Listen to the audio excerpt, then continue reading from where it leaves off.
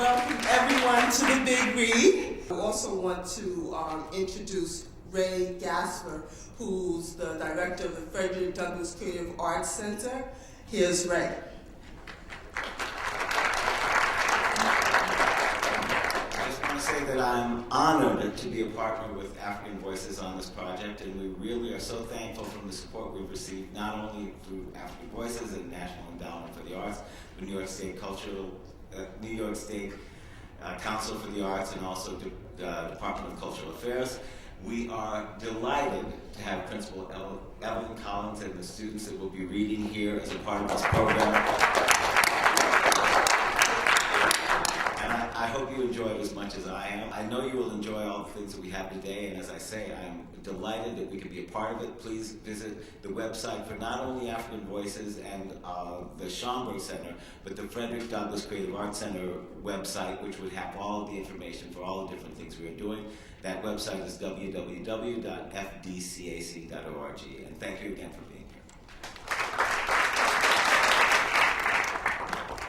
Up next, we are going to hear from some young voices from the Manhattan Theater Lab High School, a dramatic presentation of From Their Eyes Watching God, and I'd like to introduce them by name. I'm sure they're getting ready. I hope I pronounced them properly. Bear with me.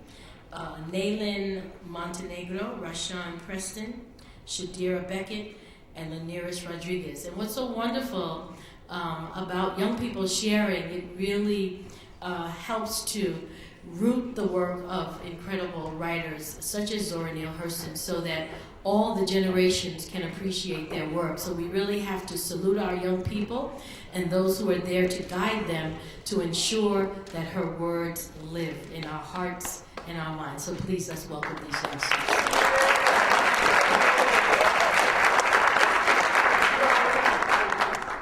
Chapter 19, Their Eyes Were Watching God.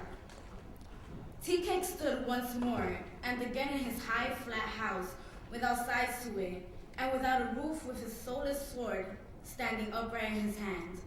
His pale white horse had galloped over waters and thundered over land. The time of dying was over. It was time to bury the dead. Tea-Cake went out and wandered around, saw the hand of horror on everything, houses without roofs, and roofs without houses. Steel and stone all crushed and crumbled like wood. The mother of malice had trifled with men. What's the matter, honey? You gotta tell me so I can feel with you. Let me bear the pain along with you, baby. Where hurt you, sugar? Something got after me in my sleep, Janie. Tried to choke me to death. Hadn't been for you, I'd have been dead. You sure was straining with it, but you saw right, honey. I'm here.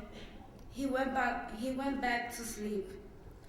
But there was no getting around it. He was sick in the morning. He tried to make it, but Janie wouldn't hear of his going at all.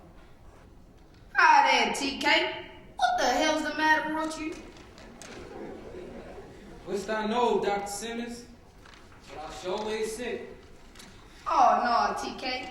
Tell me thing wrong with that quarter coon dick wouldn't care. You haven't been getting your right liquor lately, eh? He slapped Tea-Cake lustily across his back, and Tea-Cake tried to smile as he was expected to do. But it was hard. The doctor opened up his bed and went to work. You do look a little peaky, TK. You got a temperature and your pulse is kind of off. What you been doing here lately? Nothing except working and gaming a little, doctor. But look like water done turned against me. Water? How do you mean? Can't keep it on my stomach. At all.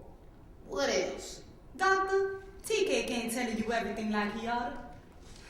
We was caught in that hurricane out here, and TK overstrained himself swimming such a long time and holding me up too. And walking all them miles in the storm, and then before he could get his rest, he had to come and get me out of the water again. Fighting with that old big dog, and the dog biting him in the face and everything. I've been expecting him to be sick before now. Dog bit him, did you say? Oh, 'twasn't nothing much, doctor. It was healed over 3 days. That been over a month ago, nohow. This is something new, doctor. I figured the water yet bad. It's bound to be. Too many dead folks been in for it to be good to drink for a long time. That's the way I figured it. Anyhow. All right, TK. I see you some medicine and tell Janie how to take care of you. Anyhow, I want you in bed by yourself until you hear from me. Just you keep Janie out of your bed for a while, hear? Janie saw the look on his face and leaped forward as he crashed forward in her arms. She was trying to hover him as he closed his teeth in the flesh of her arm. They came down heavily like that. Janie struggled to a sitting position and pried the dead tea cake's teeth from her arm. It was the meanest moment of eternity. A minute before she was just a scared human being fighting for its life. Now she was, her sacrificing self with tea cake's head in her lap. She had wanted him to live so much, and he was dead. No hour is ever eternity, but it has its right to weep.